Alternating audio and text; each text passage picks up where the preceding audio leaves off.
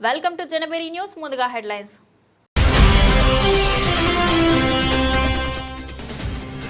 Trump సుంకాల గండం, Bharat pharma రాగి ఎగుమతిపై ఆందోళన.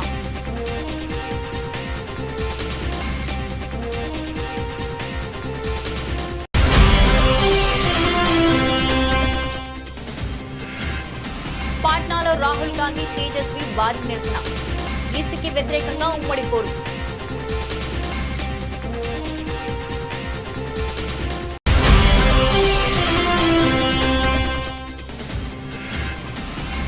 ఢిల్లీ వెళ్తున్న విమానాన్ని ఢీకొట్టిన పక్షి, 169 మంది ప్రయాణికులు సేఫ్.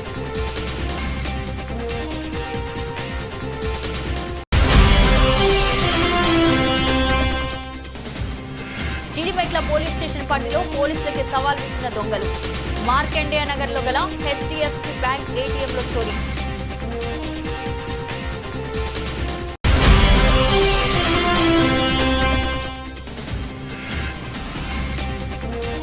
పసిడి ప్రియులకు షాక్, మళ్లీ పెరిగిన బంగారం ధరలు.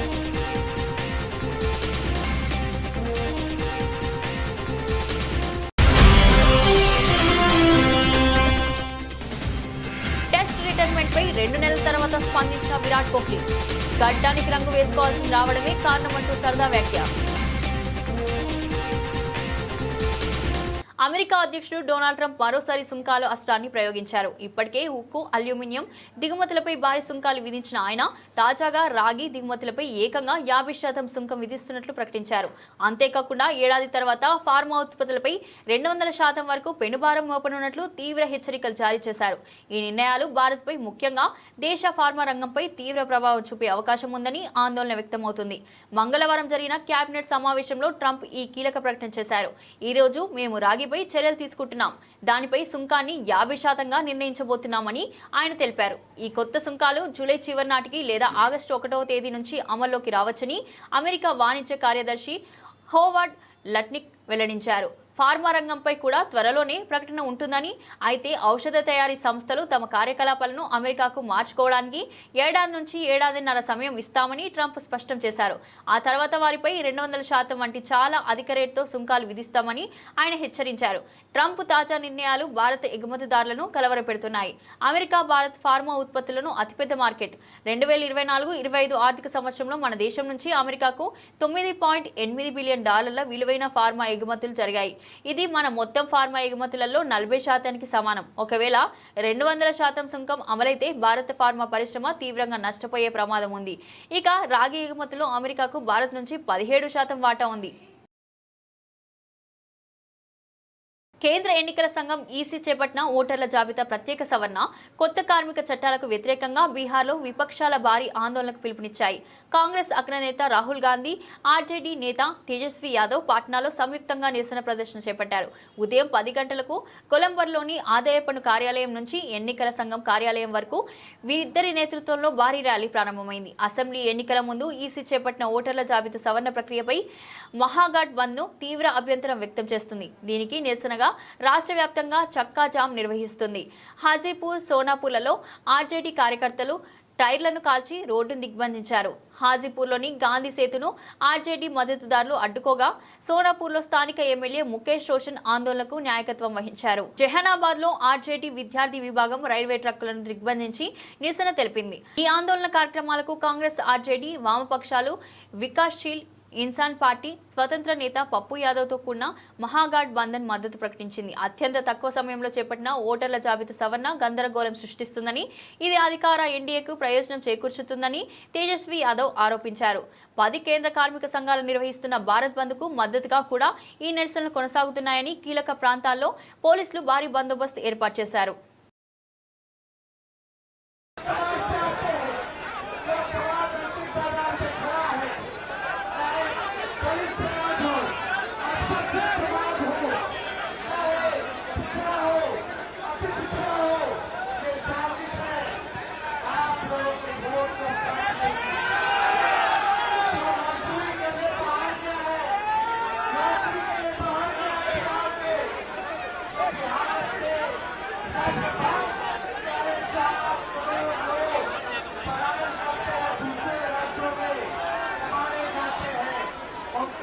को काटने की तैयारी हो रही है। मैं जवाब देना चाहते हैं आज बजट के सभी साथियों का आज पार्टी राहुल जी का दिल से धन्यवाद देते हैं। బర్డ్ హిట్ ఘటనలు ఆందోళన కలిగిస్తున్నాయి. తాజాగా పాట్నా నుంచి ఢిల్లీకి బయలుదేరిన ఇండిగో విమానం గాల్లో ఉండగా పక్షి ఢీకొనడంతో అత్యవసరంగా వెనక్కి తిరిగి పాట్నా విమానాశ్రయంలో ల్యాండ్ అయింది. ఈ ఘటన జరిగినప్పుడు విమానంలో 169 మంది ప్రయాణికులు ఉన్నారు. వారంతా సురక్షితంగా బయటపడడంతో అధికారులు ఊపిరి పీల్చుకున్నారు. పాట్నా విమానాశ్రయం నుంచి ఢిల్లీకి బయలుదేరిన ఇండిగో విమానం టేకాఫ్ అయిన కొద్దిసేపటికే ఈ ప్రమాదం జరిగింది. పక్షి బలంగా ఢీకొట్టడంతో విమానంలో సాంకేతిక సమస్యలు తలెత్తాయి. అప్రమత్తమైన పైలట్ వెంటనే విమానాన్ని వెనక్కి మళ్లించి పాట్నాలోని సురక్షితంగా ల్యాండ్ చేశారు. ప్రస్తుతం విమానానికి మరమ్మతులు చేస్తున్నట్లు అధికారులు తెలిపారు. ఇటీవల కాలంలో ఇలాంటి ఘటనలు తరచూ జరుగుతుండడం గమనార్హం. ఇటీవలే పాట్నా నుంచి రాంచీ వెళ్తున్న మరో ఇండిగో విమానాన్ని గాల్లో గద్దడి కొట్టింది. ఆ సమయంలో విమానం దాదాపు 4000 అడుగుల ఎత్తులో ఉంది. ఈ ఘటనలో 175 మంది ప్రయాణికులు ఉండగా పైలట్ చాకచక్యంగా విమానాన్ని రాంచీలోని బిర్సా ముండా విమానాశ్రయంలో సురక్షితంగా దించారు. జూన్ 23న ఢిల్లీ నుంచి తిరువనంతపురం వచ్చిన ఎయిర్ ఇండియా విమానం ల్యాండ్ అవుతున్నప్పుడు పక్షి ఢీకొట్టి ఉంటుందని అనుమానించారు. ఈ కారణంగా తిరువనంతపురం నుంచి ఢిల్లీకి వెళ్లాల్సిన రిటర్న్ ఫ్లైట్ ను ఎయిర్ ఇండియా రద్దు చేసింది. ఇలా ప్రధాన విమానయాన సంస్థలకు చెందిన విమానాలు వరుసగా బర్డ్ హిట్ బారిన పడుతుండటంతో ప్రయాణికుల భద్రతపై ఆందోళన వ్యక్తమవుతుంది. రాష్ట్ర ప్రభుత్వ ఖజానాకు 1000 కోట్లు గండి కొడుతున్నారని హైకోర్టులో పీల్ వేశాం. ప్రభుత్వంలో అవినీతి జరిగింది కాబట్టి కోర్టులో 15 సార్లు వాయిదా తీసుకున్నారు.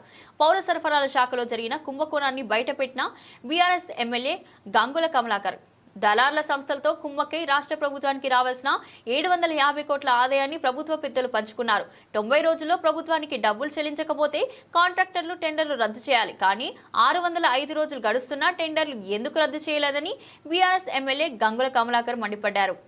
ఈ ప్రభుత్వము ఈ పేరుకపోయిన ధాన్యాన్ని మొత్తం కూడా 38 లక్షల మెట్రిక్ టన్ ధాన్యాన్ని ఓపెన్ యాక్షన్ ద్వారా బయట సంస్థలకు అమ్మాలని చెప్పేసి టెండర్ పిలవడం జరిగింది. 35 లక్షల మెట్రిక్ టన్ ధాన్యాన్ని అమ్మడం, దాని ద్వారా 7,626 కోట్ల రూపాయలు ఆదాయాన్ని 90 రోజుల లోపల ప్రభుత్వానికి కట్టాలి.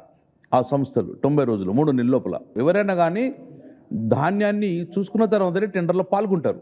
ఆ ధాన్యాన్ని చూసుకొని టెండర్లో పాల్గొన్నారు, ఈఎండి కట్టుకున్నారు, ఈఎండి కట్టేశారు. అక్కడే బ్రోకర్లు అందరూ కూడా ఇన్వాల్వ్మెంట్ అయ్యి ప్రభుత్వాన్ని నష్టం చేయాలని చేసి అప్పుడే తెరదీయడం జరిగింది. ఈరోజు రైస్ మిల్లర్ దగ్గర ధాన్యం ఉన్నది, మేము ధాన్యాన్ని పెడతాం తీసుకోండి అంటే మాకు ధాన్యం వద్దు, ఎక్స్ట్రా డబ్బులు ఇవ్వాలని చెప్పేసి యథేచ్ఛగా వారు డిమాండ్ చేయడం, రైస్ మిల్లర్లందరూ కూడా మా దగ్గరికి రావడం, వారు మొరబెట్టుకోవడం. ఇంత అన్యాయం ఉంటుందా? మేము మా దగ్గర ఉన్న బియ్యాన్ని వడ్లను మేము పెడతామంటే కూడా మాకు వడ్లద్దు, మాకు నగదు రూపాయలు ఇవ్వాలని చెప్పేసి అఫీషియల్గా 2007 రూపాయలు ప్రభుత్వం కట్టేది ఉంటే 2230 రూపాయలు అఫీషియల్గా వాళ్ళు వసూలు చేసిండ్రు ఆ కాంట్రాక్టర్. మరి మిగతా 220 రూపాయలు ప్రభుత్వం రాకుండా ఎక్కడికి పోయిందంటే దళారుల సంస్థకు వెళ్ళిపోయినాయి అఫీషియల్గా. దాని విలువ సుమారు 750 కోట్ల రూపాయలు యథేచ్ఛగా ప్రభుత్వానికి వచ్చే సొమ్మును వాళ్ళు కాజేసిండ్రు. ఈ రోజు వరకు సుమారు 605 రోజులైంది. 90 రోజుల టెండర్ కంప్లీట్ కావాలి, 605 రోజులైనా ఇంతవరకు టెండర్ కంప్లీట్ కాలేదు. ఇప్పుడు ఆ భారం ప్రభుత్వం మీద పడడం వలన సుమారు 1000 కోట్ల రూపాయలు ప్రభుత్వము నష్టపోతుంది.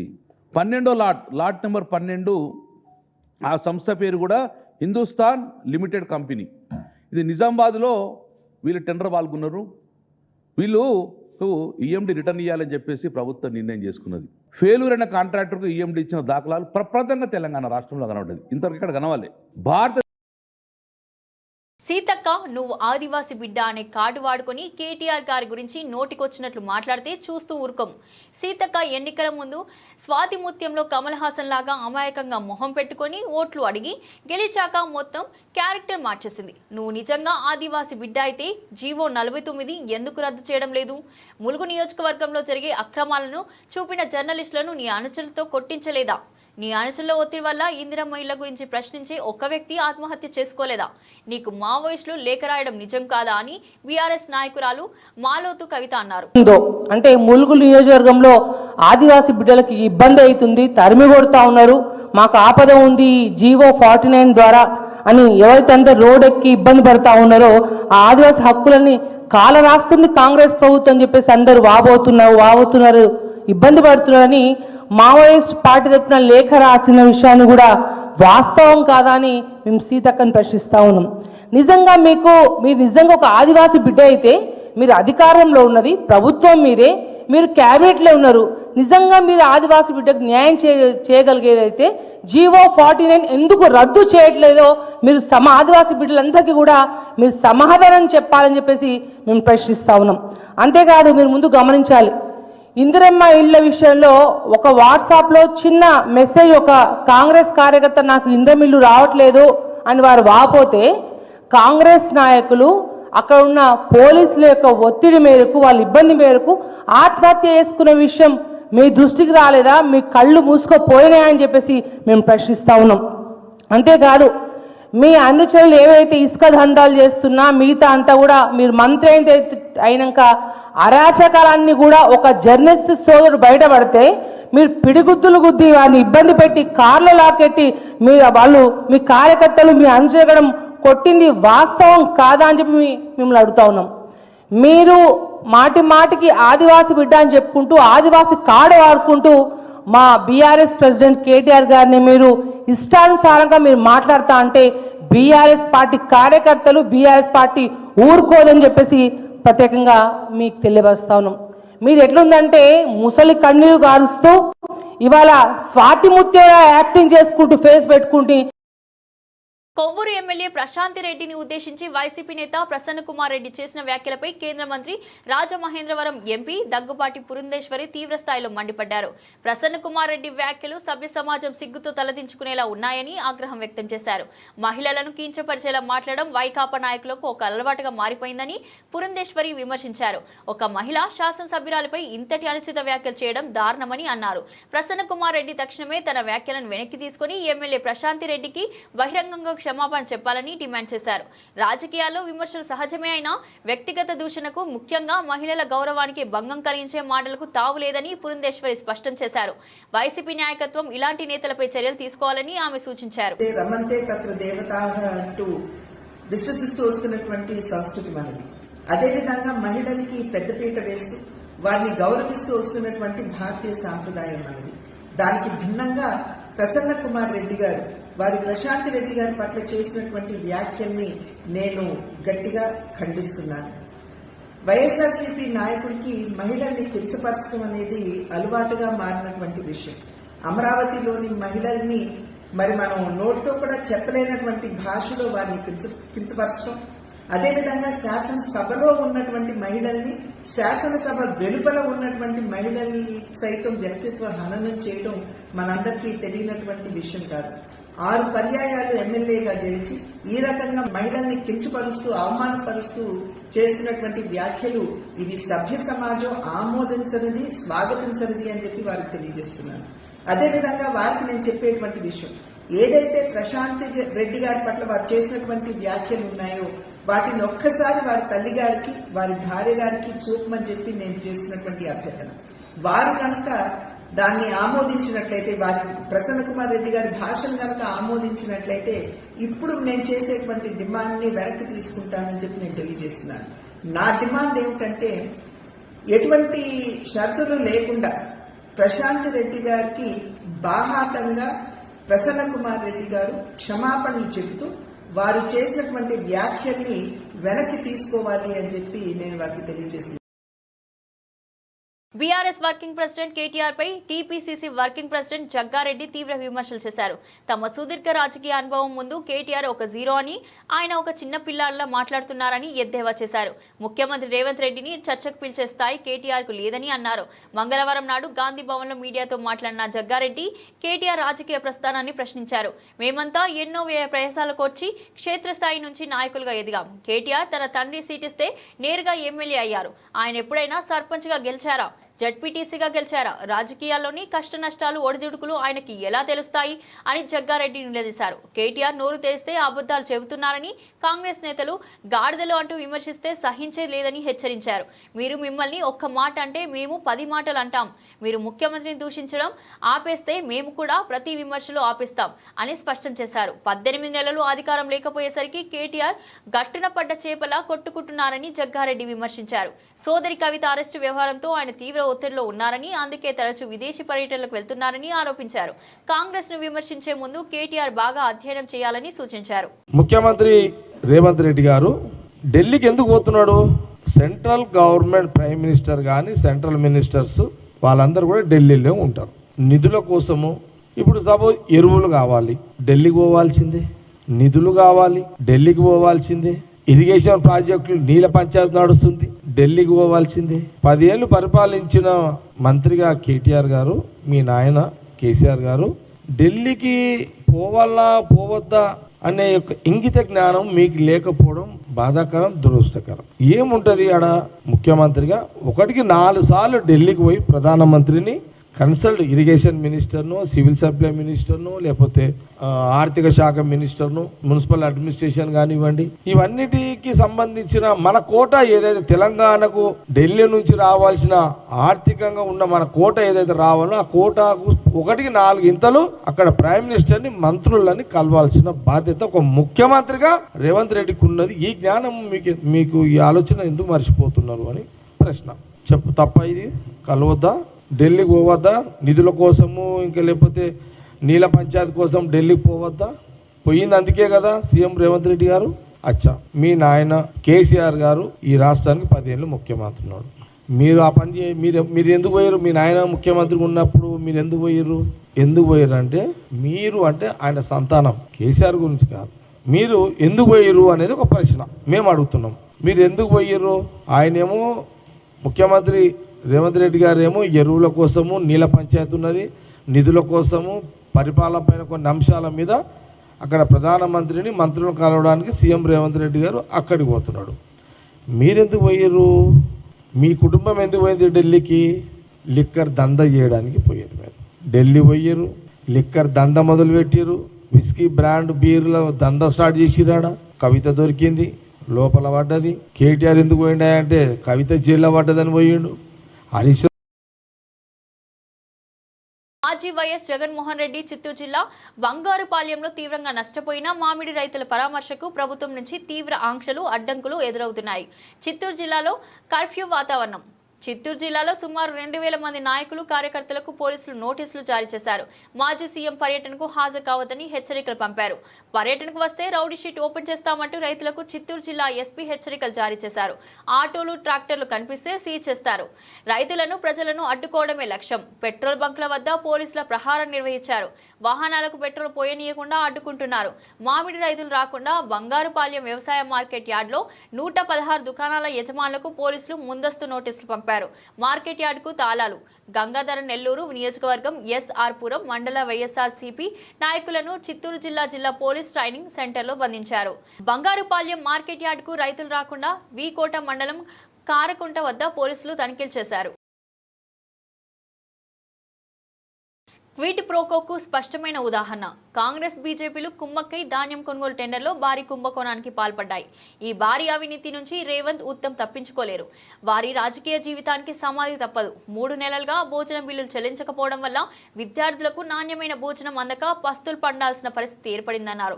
గొడ్డు కారం, నీళ్ల సాంబారే భావి భారత పౌరులకు భోజనం అయ్యింది.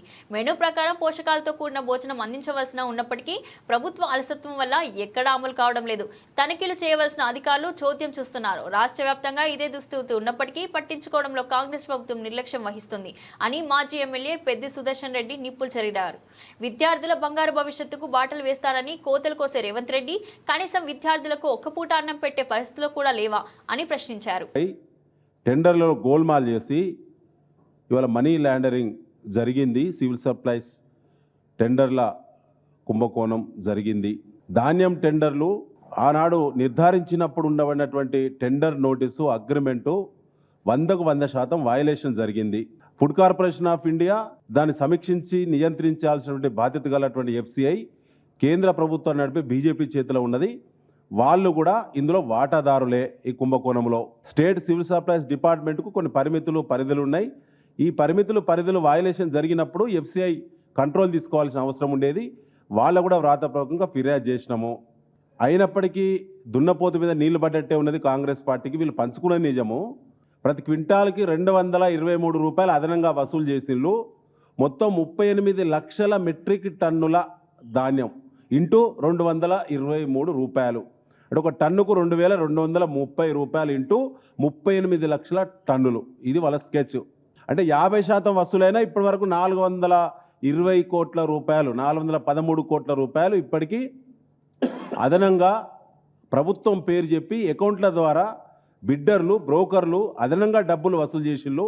722 రైస్ మిల్లర్ల ద్వారా జరిగేటువంటి అకౌంట్ ట్రాన్స్ఫరు, బిడ్డర్స్ మధ్య ఉన్నటువంటి అకౌంట్ ట్రాన్స్ఫరు సంబంధించిన రసీదులతో కూడినటువంటి ఆధారాలన్నీ కూడా బీఆర్ఎస్ పార్టీ రాష్ట్ర వ్యాప్తంగా కలియదిరిగి కలెక్ట్ చేసి అన్ని ఆధారాలతో కూడినటువంటి కంప్లైంట్ను మరి గౌరవ హైకోర్టు చీఫ్ జస్టిస్ గారి ముందు పిల్ దాఖలు చేయడం జరిగింది బీఆర్ఎస్ పార్టీ. ఇలా సన్నవడ్లకు పోయిన వానాకాలంలో మీరు 19 లక్షల మెట్రిక్ టన్నుల సన్నధాన్యం కొనుగోలు చేసిళ్ళు మీ రికార్డు ప్రకారంగా. మొన్న జరిగిన ఎండాకాలంలో 25 లక్షల టన్నుల మెట్రిక్ టన్నుల సన్నధాన్యం మీరు కొనుగోలు చేసిళ్ళు. అంటే దాదాపు 44 లక్షల మెట్రిక్ టన్నుల సన్నధాన్యం ఇవాళ రాష్ట్ర ప్రభుత్వం దగ్గర, మిల్లర్ల దగ్గర మూలుగుతూ ఉన్నది. మీ సన్న బియ్యం స్కీమ్కు సన్న వడ్ల అవసరం పడితే 44 లక్షల టన్నులు మీరే ఇవాళ సేకరించిన ధాన్యం మీ చేతిలో ఉండంగా 3 ఏళ్ల కింద ఉన్నటువంటి 2022 సంవత్సరానికి చెందినటువంటి సన్న వడ్లు టెండర్ ధాన్యం, టెండరు దారును, బిడ్డర్ను ఎస్కేప్ చేయడానికి తనతో మిలాఖతై క్విడ్ ప్రోకో పద్ధతిలో ఇచ్చుడు పుచ్చుకుండా అనేటువంటి పద్ధతి. జీడిమెట్ల పోలీస్ స్టేషన్ పరిధిలో పోలీసులకే దొంగలు సవాల్ విసిరారు. బాల్నగర్ ఏసీపీ ఆధ్వర్యంలో నాకాబందీ నిర్వహించిన 4 గంటల్లోనే అదే ఏరియాలో ఏటీఎం చోరీకి దుండగులు ఎగబడ్డారు. మార్కండేయ నగర్లో గల HDFC బ్యాంక్ ఏటీఎంలో చోరీ చేశారు. గ్యాస్ కట్టర్ సహాయంతో ఏటీఎం మిషన్లో డబ్బులు ఇన్స్టాల్ చేసే బాక్స్నే దోచుకున్నారు. సీసీటీవీ ఫుటేజ్ ఆధారంగా కేసు నమోదు చేసి దర్యాప్తు చేస్తున్నారు. 2:45 నుంచి 3:25 మధ్యలో ఎర్లీ మార్నింగ్ ఇక్కడ HDFC ఏటీఎం ఉంది. దీంట్లో 2 ATMs ఉన్నాయి సెంటర్లో. వీటిని గ్యాస్ కట్టర్ ఉపయోగించి మనకు వచ్చిన సీసీ ఫుటేజ్ ప్రకారం ఒక 4 వ్యక్తులు 2 వీలర్స్ మీద వచ్చి దాంట్లో ఉన్న మనీ తీసుకుపోయినట్టుగా తెలిసింది. అయితే ఆ మనీ ఎంత ఉంది ఏంటి అనేది ఇంకా HDFC వాళ్ళు మనకి తెలియజేయలేదు. వాళ్ళు 9:30కి ఒకసారి మొత్తం వాళ్ళ అకౌంట్ అంతా సరి చూసుకున్నాక మనకి చెప్తామని చెప్తున్నారు. సో డబ్బుల విషయం అయితే ఎంత పోయింది అనేది ఇంకా తెలియదు. వాళ్ళు బ్యాంక్ వాళ్ళు కన్ఫర్మ్ చేసినా చెప్తాను. మనకు వచ్చిన ప్రాథమిక సమాచారం మేరకు ఒక 4 వ్యక్తులు ఈ అఫెన్స్లో సిలిండర్ తీసుకొని వచ్చి గ్యాస్ వెల్డింగ్ కటర్స్ తీసుకొని వచ్చి దాంతో ఈ ఏటీఎం మెషిన్ కట్ చేసినట్టు తెలిసింది. అది ముంబై నుంచి 3:27కి అలర్ట్ వచ్చింది. మన కంట్రోల్కి వాళ్ళు అలర్ట్ చేసినారు. ఇమీడియట్గా 3:35 కల్లా మన sub inspector and other staff కూడా ఇక్కడ ఉండి ఈ ఏటీఎంని పరిశీలించడం జరిగింది. మాకు కొన్ని క్లూస్ ఉన్నాయి. We will catch the offenders. 2 wheelers మీద వచ్చారు. 2 2 వీలర్స్ మీద వచ్చారు. కొంతవరకు ఐడెంటిఫై చేసినాం. వీ హ్యావ్ ఒక డాగ్ స్క్వాడ్ కూడా వచ్చింది. కొన్ని ఛాన్స్ ఫ్రెండ్స్ కూడా వచ్చినాయి. డాగ్ స్క్వాడ్ కూడా ఒక ఇంటి దగ్గరికి లీడ్ చేసింది. కొన్ని క్లూస్ ఉన్నాయి. అలారం కూడా డిజేబుల్ చేసినారు వాళ్ళు. Thank you. బంగారానికి మహిళలకు కొన్ని వేల ఏళ్ల నుంచి అవినాభావ సంబంధం ఉంది. ఆడవాళ్లు తమ దగ్గర ఎంత బంగారం ఉన్నా ఇంకా కావాలంటారే తప్ప వద్దు అనరు. శుభకార్యాల్లో బంగారం విషయాలే ప్రధాన టాపిక్ అవుతాయి. భారతీయ సంస్కృతిలో ఓ భాగమైన బంగారం ధరలు పేద మధ్యత తరగతి వాళ్లకు షాక్ ఇస్తున్నాయి. రోజు రోజుకు పెరుగుతూ పోతున్నాయి. ప్రస్తుతం 24 క్యారెట్ల స్వచ్ఛమైన బంగారం ధర 99,000 దగ్గర ట్రేడ్ అవుతుంది. రానున్న రోజుల్లో బంగారం ధరలు మరింత పెరిగే అవకాశం కల్పిస్తుంది.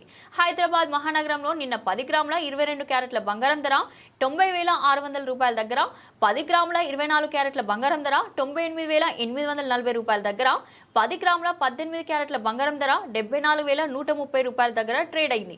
నిన్నటితో పోల్చుకుంటే 10 గ్రాముల బంగారంపై గ్రాముకు ₹1 చొప్పున 10 రూపాయలు పెరిగింది. 10 గ్రాముల 24 క్యారెట్ల బంగారం ధర 98,800 రూపాయల దగ్గర, 10 గ్రాముల 22 క్యారెట్ల బంగారం ధర 90,610 రూపాయల దగ్గర, 10 గ్రాముల 18 క్యారెట్ల బంగారం ధర 74,140 రూపాయల దగ్గర ట్రేడ్ అవుతుంది. బంగారం ధరలతో సంబంధం లేకుండా వెండి ధరలు ప్రతిరోజు ఎంతో కొంత తగ్గుతూ వస్తున్నాయి.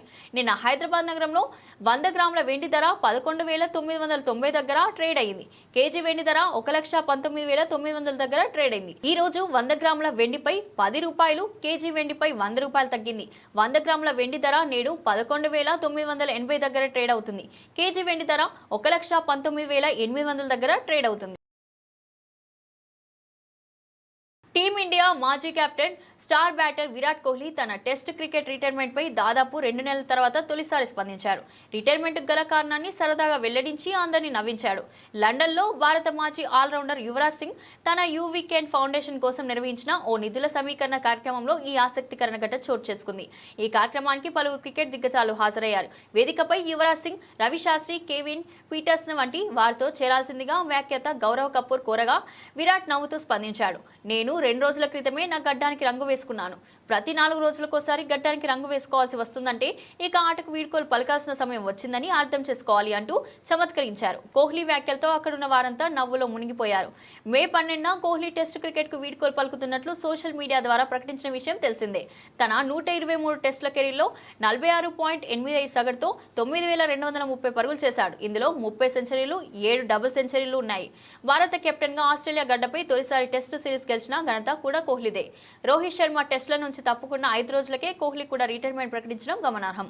ఈ సందర్భంగా కొత్త టెస్ట్ కెప్టెన్ శుభ్మన్ గిల్ ను కోహ్లీ ప్రశంసించాడు. ఇంగ్లాండ్ పై రికార్డ్ డబుల్ సెంచరీ చేసిన గిల్ ను స్టార్ బాయ్ అని అభినందించాడు. అలాగే యువరాజ్ సింగ్ తో తనకున్న అనుబంధాన్ని గుర్తు చేసుకున్నాడు. భారత్ జట్టులోకి వచ్చిన కొత్తలో యువరాజ్, జహీర్ ఖాన్, హర్భజన్ సింగ్ నన్ను ఎంతగానో ప్రోత్సహించారు. యువీతో నా బంధం ఎప్పటికీ ప్రత్యేకమైందని కోహ్లీ పేర్కొన్నాడు.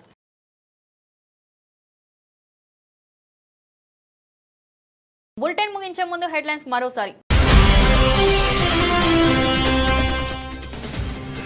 అంకు సుంకాల గండం, భారత్ ఫార్మా రాగి ఎగుమతిపై ఆందోళన.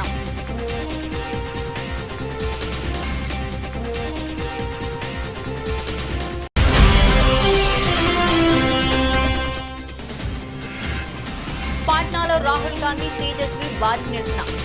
ఈసీకి వ్యతిరేకంగా ఉమ్మడి పోరు.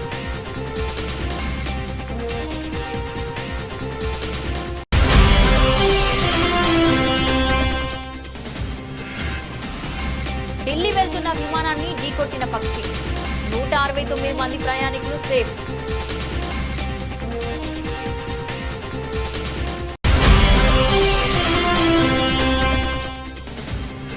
జీడిమెట్ల పోలీస్ స్టేషన్ పరిధిలో పోలీసులకి సవాల్ విసిన దొంగలు. మార్కండేయ నగర్ లో గల HDFC బ్యాంక్ ATMలో చోరీ.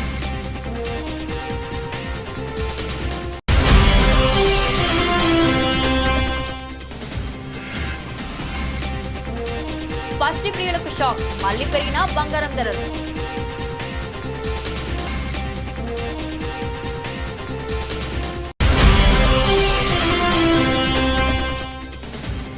టెస్ట్ రిటైర్మెంట్ పై 2 నెలల తర్వాత స్పందించిన విరాట్ కోహ్లీ. గడ్డానికి రంగు వేసుకోవాల్సి రావడమే కారణమంటూ సరదా వ్యాఖ్య. ఇది ఈ రోజు బులెటిన్. మరో బులెటిన్ లో మళ్ళీ కలుద్దాం. అంతవరకు సెలవు.